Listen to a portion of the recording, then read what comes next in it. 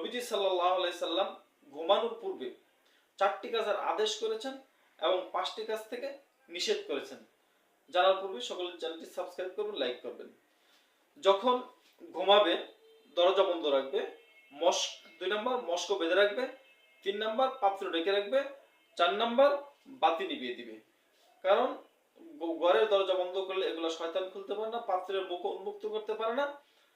কিন্তু দুষ্ট ইঁদুর আগুন মম কুপি বাতিকে বিভিন্ন কিছুর মধ্যে নিয়ে আগুন জ্বালিয়ে দিয়ে ঘরও পড়তে পারে এবং এমনকি ঘুমন্ত মানুষকেও পুড়িয়ে দিতে পারে। নবীজি সাল্লাল্লাহু 5টি কাজ থেকে নিষেধ করেছেন। 1 নাম্বার বাম হাতে খাইতে নিষেধ করেছেন, বাম হাতে পান করতে নিষেধ করেছেন।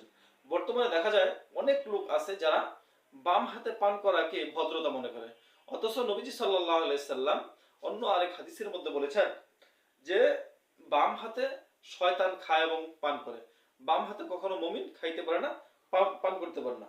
4 নাম্বার ইস্তেমালুল শাম্মা করতে নিষেধ করেছেন, অর্থাৎ চাদরকে তার কাঁধের মধ্যে দিয়ে 2 মাথাকে উপরে এভাবে 2 দিয়ে উপরে রেখে চাদর পরিধান করতে নিষেধ করেছেন।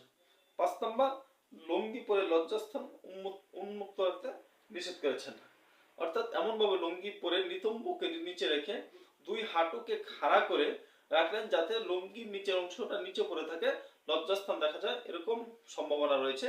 এরকম কাজ থেকে নবীজি সাল্লাল্লাহু আলাইহি সাল্লাম নিষেধ করেছেন। আল্লাহ তাআলা আমাদের সবাইকে আমল করে তৌফিক দেন।